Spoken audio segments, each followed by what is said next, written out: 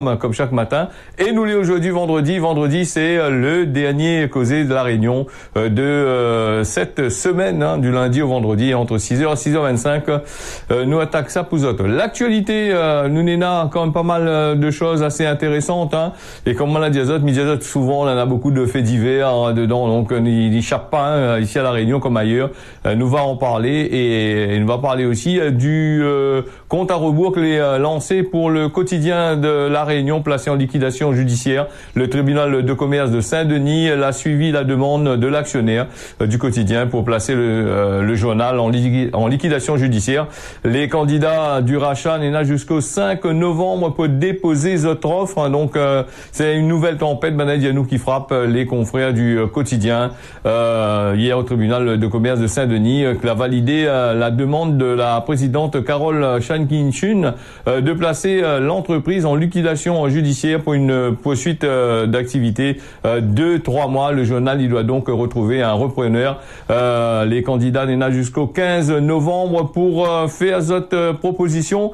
Les juges vont étudier les offres de reprise le 13 décembre. Dans l'hypothèse où ça, une offre sérieuse sera déposée, le journal sera liquidé. Si une offre jugée acceptable ou sinon la reprise du titre immédiate. Donc, enfin, s'il y en a plusieurs offres les pertinentes, une nouvelle période d'observation aura eu lieu. Donc, la deuxième fois, le quotidien, il déclare en cessation de paiement. La première, il remonte en juillet 2020 et en décembre 2021, un plan de continuation sur 10 ans l'avait été décidé, mais les affaires n'a pas tenu. Donc, des journaux clés en difficulté ici à La Réunion, la Pointe Caline, en a d'autres aussi, un peu sur la sellette. Nous ne sommes pas en parler aujourd'hui, vu que nous a des petites fuites à gauche et à droite. Il dit que tel journal ou tel journal, il en sort plus à autres, par rapport aussi, il en sort pas à autres parce que le monde a évolué, les journaux papier l'ont arrêté aussi quasiment, il n'aime plus trop ça. Et puis pas mal de choses, même dans le monde de la publicité, même dans le monde où ça a des annonceurs aussi, là aussi il fonctionne plus trop. Le système actuel, il est assez compliqué, que ce soit pour les journaux normaux, que ce soit pour les radios, tout ça là. On a vu, le temps a changé, toutes les parties vers le numérique.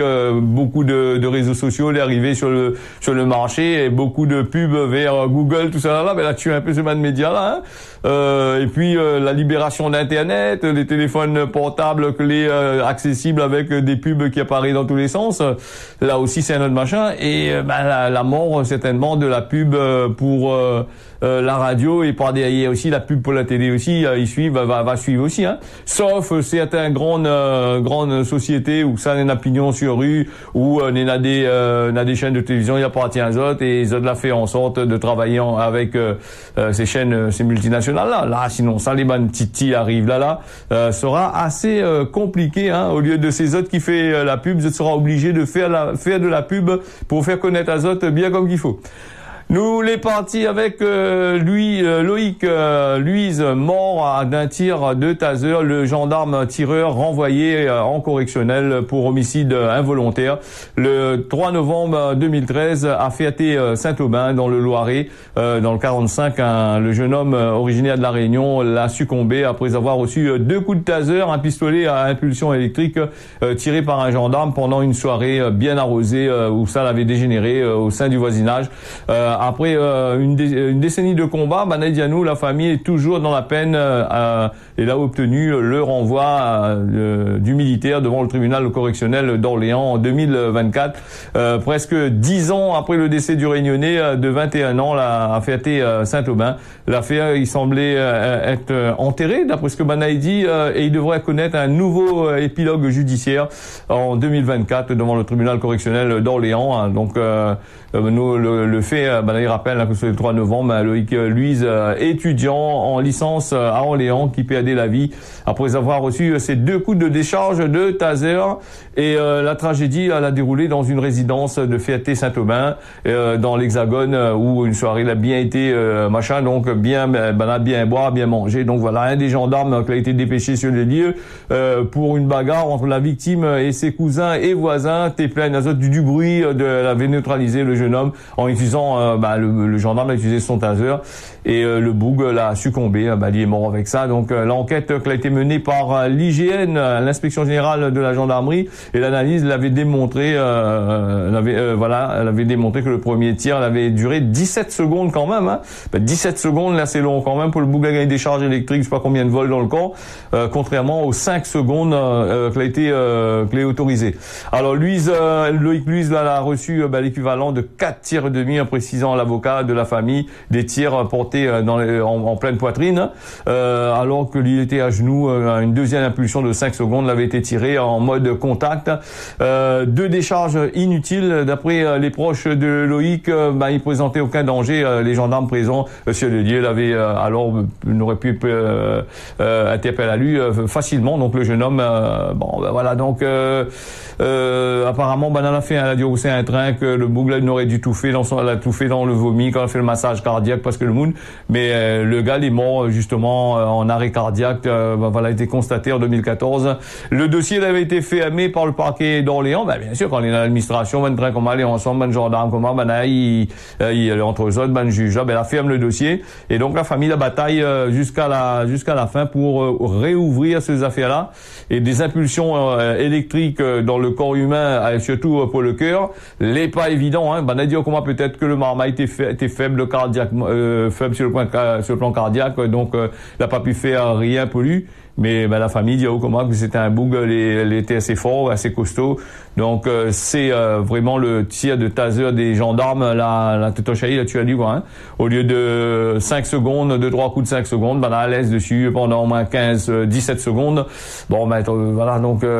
Un décès. Nous espérons que Mana va trouver la solution là-dessus, et puis va voir un petit peu. Des fois, ces derniers temps, la loi elle est un petit peu de l'autre côté là-bas. Elle est sur le qui-vive aussi. Et puis toutes deux affaires aussi, et donc des fois ils prend pas de risque, au risque de tuer les personnes que les pris dans le collimateur aussi. Une affaire à suivre là-dessus, et puis nous les partis aussi dans le cadre des auditions des jeunes que l'a indiqué, le cadre des man marmaille, coup de galet dessus le taux là tué un moon là, donc c'était un jeu des mineurs, un jeu de 14 et 15 ans. On n'aurait pas eu conscience des conséquences de Zotrak, ni d'empathie, c'est-à-dire avoir pitié pour la jeune femme de 25 ans, une mère de famille qui a perdu la vie en recevant ce galet de 2,5 kilos en pleine face ce samedi 30 septembre. D'après les premiers éléments, les jeunes étaient revenus de la plage à bord d'un car jaune. Ils ont débarqué à la gare routière. Apparemment, il dit à nous, ils n'étaient pas alcoolisés, ils n'étaient pas sous l'influence de stupéfiants.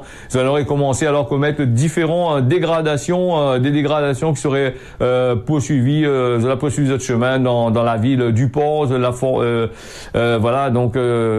Mandala aussi, vous avez des projets d'aller récupérer des galets, placer dans un caddie et d'aller positionner les autres au-dessus de l'échangeur du Sacré-Cœur pour balancer le ban galets si les balles l'auto. Donc depuis le temps, elle a fait ça en jeu, et vous avez eu le temps quand même sur le chemin de réfléchir que ça se allait faire. Et donc la personne dans ces bandes jeunes là avait un peu l'esprit, donc tout le peu il était à jeun, était bien comme qu'il faut, d'après ce qu'il dit, et donc ça l'a parti dans le but d'aller amuser Azote avec des galets sur le pont de l'échangeur du Sacré-Cœur, toche de galets sur l'auto de Moon. Là aussi, là où des projectiles l'a atteint 7 lotos, qui concernent pas moins de 9 personnes, avec à la clé il y avait des dégradations assez importantes. Donc c'est ce que le procureur dit, la procureure de la République du Nord. Les conducteurs de ces véhicules a été touchés, la parvenue aussi à arrêt Azote, et l'a bien indiqué sur donc l'a bien continué cette route pour protéger Azote, ça l'a signalé fait à la police. Malheureusement, un couple qui passe par là, elle a vu sa vie basculer, la passagère gravement blessée et hospitalisée au centre de Saint-Pierre, elle a vu son pronostic vital engagé. En état de mort cérébrale, elle a rendu son dernier souffle ce mardi en début d'après-midi, après la mise en examen des suspects qui pourraient retrouver Azote au centre de débat devant les juges de liberté de détention, qui va déjà déterminer si autre placement au quartier des mineurs de demain jour doit être prononcé, et la poursuite pour la poursuite de l'enquête.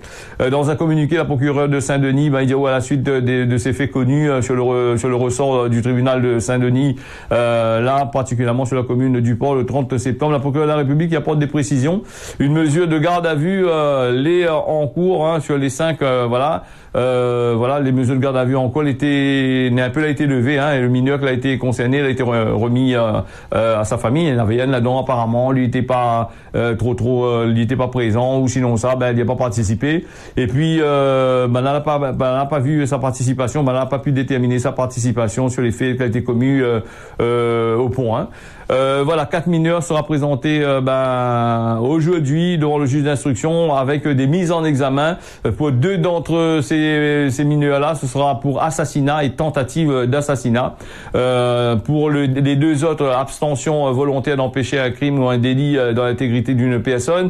Pour les 4 dégradations volontaires des faits commis le 30 septembre sur la route nationale 1, les 4 mineurs ont fait l'objet d'une présence civilement responsable, d'une évaluation de leur situation personnelle et familiale par les bancs éducateurs de la protection judiciaire et de la jeunesse et des réquisitions et des placements en détention provisoire les envisagés pour les 2 mineurs que les appliqués c'est des jeunes marmailles que les nés quand même en 2008 ces 2 mineurs présents là, il y en a des antécédents judiciaires un d'entre eux il fait l'objet de suivi par le juge des enfants sur à son cas donc là aussi nous quand même donc c'est des il y en a 2 dans là, ils échappent pas, maintenant ils s'arrêtent la prison pendant un bon moment, à moins que les associations là viennent bataille devant demain un jour, devant le tribunal, il vient défendre le bonnes affaires. Et là, ce que nous comprenons pas dans l'histoire, c'est que nous n'avons quand même pas mal d'associations, pas mal de affaires les mis en place justement pour protéger, pour aider ces bonnes mineurs là à ne pas faire de conneries. Et là, nous en fin de compte, les associations, les bonnes affaires, excusez-moi l'expression de diazote, parce qu'ils attendent le bout d'un cul dans le ventre cochon, ils attendent l'argent pour faire tout les autres affaires. Ils attendent l'argent pour faire payer les autres bonnes travailleurs, ils sont en dehors, là-bas ils arrivent, ils travaillent ici et après il fait pas rien. Voilà, donc il suffit pas d'aller bataille devant ban moment là, 2-3 claques dans la tête des autres enfants parce que les autres enfants ils écoutent pas, ils poussent ces ban parents là devant tribunal parce que bon là voulu occuper 2 autres enfants et après quand ils occupent plus les comme ça ils disent c'est les parents là voulu faire telle chose telle manière. Après là bien sûr c'est bonnes associations, c'est bonnes juges là, c'est bonnes personnes là maintenant il faut peut-être poser aux autres la question pourquoi est-ce que les comme ça aussi là aussi Après c'est des choses que les impardonnables mais de tuer un monde d'aller jeter galet sur le taux j'espère que pour vous autres ce canard les noirs les malheureux mais malheureusement on est comme ça. Au 2e trimestre, ralentissement de l'emploi salarié, il confirme à lui après 1600 emplois salariés qui a été créés chaque trimestre entre 2022 en 2022, seuls 800 emplois a été créé au 2e trimestre 2023 et près de 500 a été créé au trimestre pour le 1er trimestre, ce qui rapporte l'INSEE à la note de l'INSEE. Au 2e trimestre 2023, le ralentissement de l'emploi est confirme à lui alors que 1600 emplois salariés a été créé chaque trimestre en 2022, seuls 800 emplois créés au 2e trimestre 2023 contre 500 emplois créés au 1er trimestre. Le secteur de privé l'a arrêté, il cesse en effet de porter la dynamique de l'emploi qui a été observé vers 2022. Fait rire moi cette histoire-là. L'INSEE est très très fort, ça c'est une affaire comme ça. Le commerce et les services des entreprises ainsi que les rares secteurs qui créent des emplois ce trimestre, les constructions de logements, la fréquentation touristique qui ralentit. Après trop longtemps, il y aura un touriste, il pète plus 30%, et là, maintenant, il ralentit. Bon, faut savoir ce que ça t'y fait, Dernièrement, c'était 30% en plus, Là, après trop longtemps, ce mois-ci, même le mois dernier, on avait dit ça, plus 30%. Et là, il dit, comment? Il ralentit d'un seul coup, et les créations d'entreprises, ils restent stables. Il a envie de créer des entreprises. De toute façon, l'État, il pousse à où? Le Pôle emploi, tout ça, il pousse à où à créer des entreprises. Alors que des défaillances, ils augmentent. Tout comme le 1er trimestre, l'emploi, il monte légèrement dans le secteur public. Après une année 2022 plutôt marquée par des destructions d'emplois, dans ce contexte, le chômage il touche 19% de la population active. Alors les emplois que Manaï donne à nous, il a été créés, les emplois ont été créés. Ça c'est des bons emplois. La plupart du temps quand on nous regarde, c'est des contrats d'apprentissage, Vous allez remarquer des centaines et des centaines, même tout à l'heure, pour ne pas dire des milliers de centres de formation, ils rouvrent cette porte, Même les associations qui n'ont rien à voir avec tel ou tel secteur, ils proposent des formations. Et nous, on a aussi dans le secteur du commerce aussi, on a quand même pas mal de contrats en formation qui arrivent. Et ben ça, il bouche un peu les yeux ban demandeur d'emploi là. Ça dit qu'il y a un petit contrat de 2 ans. Il dit il baisse et après quand on a fini de monter un bon paquet, l'État finit de donner l'argent à l'entreprise, bon, il veut un autre contrat, il y a foutre l'autre dehors, le chômage augmente, puisque la population de la Réunion, il augmente aussi assez rapidement. Voilà un petit peu. Et puis il revient sur cette histoire de Frédéric Maillot, colon un jour, colon toujours. Frédéric Maillot, apparemment, il dit qu'il a détruit le projet du plein emploi. Et dans une ambiance électrique, les députés l'ont débattu à l'Assemblée nationale, le projet du PJL plein emploi, donc un texte qui prévoit notamment le renforcement des bénéficiaires du RSA ou encore la réduction du taux de chômage à 5% d'ici 2027, voilà. Et mais les députés ultramarins dans le texte est loin d'être de prendre en compte les spécificités du territoire. Ben oui, le député là, il oublie qu'ici nous on a des spécificités. Bah oui, ces fameuses spécificités que tout le monde y dit, quand on est un moment par-ci par-là. La Réunion a une spécificité, il faut faire ça, comme disent certains élus. Donc, nous revenons sur notre article là, mais pour les ultramarins, le texte est loin de prendre en compte les spécificités du territoire. Banaï refuse le PJL qu'elle est appliquée par ordonnance sans débat préalable. Le député réunionnais Frédéric Maillot était particulièrement remonté face à la volonté de la majorité de passer en force. Le projet de loi plein emploi est inspiré d'une célèbre citation de Michel Debré. On n'est pas, il y a cité des citations de Michel Debré, donc il dit comment il fait de la peine de citer Michel Debré dans cet hémicycle, en reformulant les affaires, colon un jour, colon toujours, des propos, il n'aime pas quand il dit colon, colonialiste, tout ça là, parce qu'il y a choc à zot de l'autre côté là-bas. Le peu là-bas, c'est de Google envoyer les bonnes colons que l'année travailler ici, l'année coloniser la Réunion. Alors des propos qui semblent choquer les soutiens de la majorité présidentielle, et le groupe RN, puisque la séance a été suspendue dans la foulée. Donc la choc à zot était la tombe faible, la gars cap sur zot. Moi, j'ai fait pitié tout d'un coup, peut-être aussi l'esprit bonne colonisateur, l'esprit de bonnes ancêtres, la grimpe sur zot, le gars frisson, donc voyez voir madame, ça est ensalé là, donc voilà. Donc après, Naïen a raison aussi de dire ça, colon un jour, colon toujours, tout nous est comme ça même, nous est colonisé ici à la Réunion. Moi, Bougui il a dit ce que lui pense, et ben, n'a fallu cocaïne de côté bas. Voilà un petit peu, il faut pas dire. Et puis, le gouvernement, quand nous regarde le gouvernement français actuellement, quand nous regarde le nombre de 49.3 que ce gouvernement-là, que la première ministre Elisabeth Borne, je forme là, l'a fait passer, le nom, mais là, il y arrive encore, ça fait passer encore d'autres 49.3, Après, nous parle de gouvernement. Quel gouvernement? Donc, si on applique les machins, le 49.3, pas beaucoup de gouvernements l'ont utilisé. Peut-être là des gouvernements bien avant elle l'a utilisé, mais pas en excès comme ça. Quand vous mettez, quand les gens, les bonnes partis politiques là dit fallait remettre Macron en place, il fallait machin pour faire barrage à Marine Le Pen. Alors là que ça l'arrivée, c'est maintenant assume votre responsabilité, parce que ça criait devant l'Assemblée nationale là-bas pour plairer, pour dire gouvernement pas bon. C'est qui a mettre gouvernement là en place? C'est autres à mettre gouvernement là en place. C'est pas personne d'autre. C'est ban sénateur, c'est ban député, c'est ban maire, tout ça par camion. T'es bien trappe de monde, t'es fait peur ban employés de la commune pour aller voter, t'es fait peur ban vieux monde là pour aller voter, t'utilises la peur un peu comme le Covid-19, tout ça là. Donc justement, allez tiens, Covid-19, ne va parler un peu de Covid-19, ça tu veux, oui. Un rappel, les recommandés pour les plus fragiles, Covid-19, la campagne de vaccination, et il a démarré le 5 octobre, c'est-à-dire hier, à La Réunion, pour permettre une meilleure protection des personnes fragiles, plus à risque, et de faire une forme grave de Covid-19. La campagne de vaccination, elle a été lancée ce jeudi 5 octobre à La Réunion. Cette vaccination, il vise à renforcer la protection contre le virus, mais il n'empêche pas ça de gagner le virus, que le virus te touche à ça, attention, Et puis en stimulant à nouveau le système immunitaire et à limiter des risques et de formes sévères à la maladie, de la maladie qui risque des hospitalisations ou sinon ça des décès. C'est ce qui indique l'agence régionale de santé.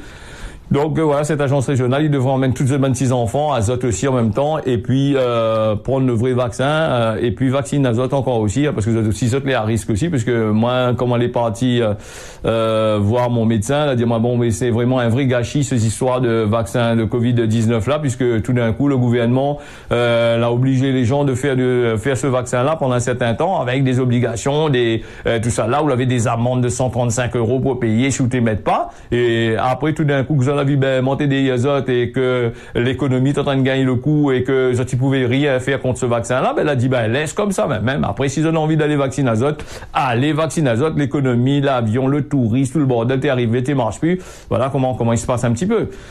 Allez, donc nous les partis aussi avec du côté de Maurice, hein. On est vrai un peu rare, mais il parle de Maurice, mais là c'est une affaire assez intéressante. Maurice avec la Cour suprême, il dépénalise les relations entre hommes. La Cour suprême qui déclare inconstitutionnelle une loi qui cible les personnes LGBT.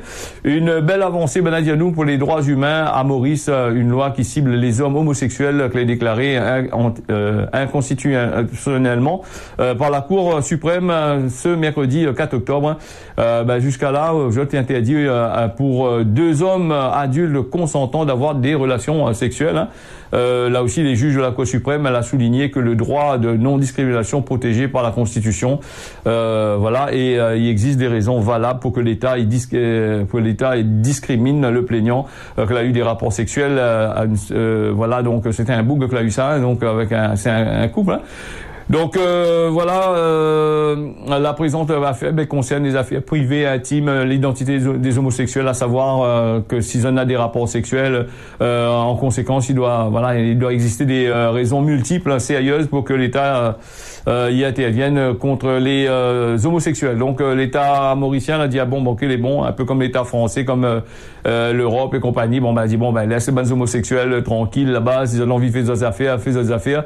Il y a aussi une affaire des naturels. La sexualité, c'est une variante naturelle, hein, donc il peut pas faire autrement.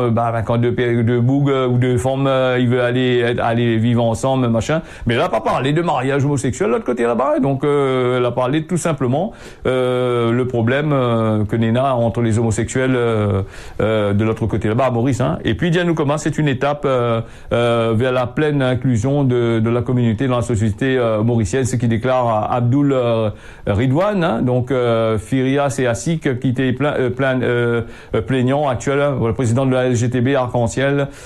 Le président de la LGTB Arc-en-Ciel m'a un petit peu les pinceaux là, parce que on dirait un petit truc sur ma machine là, et aussi il dit à nous comme ça, l'homosexualité, il reste criminalisé au moins dans 67 pays. Hein. Il veut pas ça, surtout dans des pays arabes, tout ça là, et il paraît que c'est assez compliqué. Hein. Dans certains pays, s'il connaît ou les homosexuels ou un truc comme ça là, on risque des peines de prison assez graves, et les gens ils risquent de faire attaque à ou de faire tuer dans le chemin. Hein. Là aussi c'est assez dangereux. Hein. Il change et puis ce siècle que nous vivons dedans, nous avons vu beaucoup de changements. Hein. Maintenant, nous connaissons plus qui ça il est le femme, qui ça il est le boug. Quand on est un boug, il parle de l'autre boug, sa femme, et l'autre il parle de l'autre femme. Et nous pose à nous la question, c'est qui il est le femme mandala. Mais pense que au lieu de dire c'est ma femme, ça c'est ma femme, c'est machin, me dit c'est mon boug. Un peu plus encore. Et après ces histoires d'homosexuels, des personnes que les atteintes de ces affaires-là, mais c'est quand même un budget aussi, il veut passer au cap supérieur, c'est-à-dire d'aller vers des opérations, aller vers des hormones, tout ça là, c'est une affaire qui est assez compliquée, assez chaud quand même. Il faut de l'argent pour pouvoir vivre d'autres affaires aussi. Hein. Il me pose vraiment la question comment ça t'y fait la plupart du temps, parce que je connais des personnes qui travaillent pas, que les là même, peut-être que c'est l'État aussi, peut-être le système il donne à autres des hormones pour pouvoir machin et pour pouvoir faire des opérations, mais ils pensent que c'est des choses que les pays ont, on les a séchés quand même, hein, voilà. Et après, il faut bien réfléchir, mais dans la vie des pays comme la Grande-Bretagne ou dans certains pays où il y a à 12 ans, aux États-Unis, à 12 ans, on a dit aux autres enfants, on a envie d'être un femme ou d'être un boug, à 12 ans, il envoie les autres enfants, il fait des piqûres d'hormones, des trucs comme ça, hein. Là, nous parle, il faut peut-être avoir un acte réfléchi avant d'arriver à ce stade-là. Moi, il n'est pas dans le cadre, on ne peut pas dire aux autres exactement comment il est, après, voilà. C'est à parler, c'est à causer. C'est quand nous va parler là-dessus comme midi, hein, comme nous a le temps de déplacer à nous, un peu comme elle a fait le ban train d'association sur la place, hein, et puis là donc elle a peut-être battu un carré. Et Ron un spécialiste, vraiment spécialiste, hein, pas spécialiste, il veut défendre son carré et puis il parle pas des vraies affaires, hein, voilà.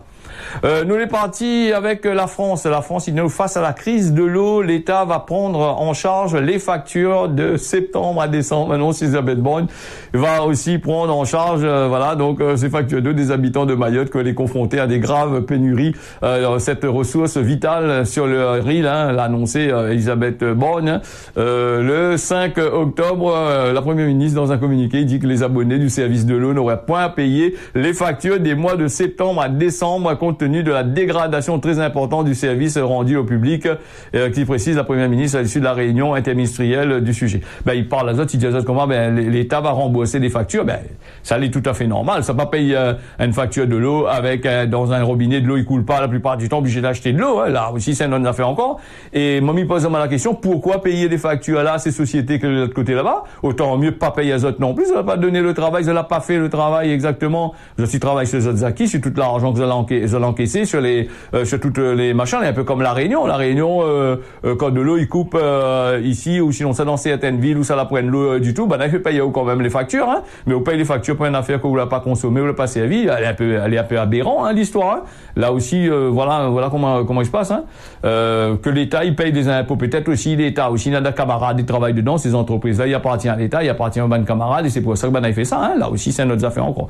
Allez, nous les partis en Inde avec un lac himalayen qui déborde, qui fait des dizaines de morts et de disparus. Un barrage l'a cassé dans les montagnes nord-est du pays, l'a entraîné d'énormes ravages dans toute la vallée du Sikkim, à la frontière avec la Chine. C'est un des plus grands accidents de ce genre dans le pays. Mercredi 4 octobre au matin, le lac glaciaire le Konak, situé à plus de 5000 mètres d'altitude, a subitement lâché son eau contre le barrage de Tista 3 en aval. Donc la structure de béton de 60 mètres de haut a été éventrée, et ce que l'a inondé la vallée et des dizaines de kilomètres, sur des dizaines de kilomètres. 11 ponts ont été détruits, des routes ont été emportées, et au moins un autre barrage a été endommagé, hein, sur tous les villages, a été noyé. D'après un dernier bilan, on a 14 morts, des personnes tuées et plus d'une centaine d'autres disparus. La taille de ce lac glaciaire a été quasiment multipliée par 10 en 50 ans à cause de la fonte des glaces qui surplombe voilà donc la ronde. Cet accident prévisible, s'y explique Ismansou Taka, un coordinateur du réseau d'Asie du Sud sur les rivières et barrages. Voilà donc Banadio comme ça, Nena encore 14 encore plus dangereux, et donc Zati doit avoir un système d'alarme qui va permettre de réduire les dommages au cas où si les affaires à péter. Et imagine à que le barrage, un barrage de cette hauteur 60 mètres de haut, il pète. M'y pose à moi la question, comment Zati ça, quelle alarme vous avez là, parce que nous avons le temps de courir surtout dans ces vallées là.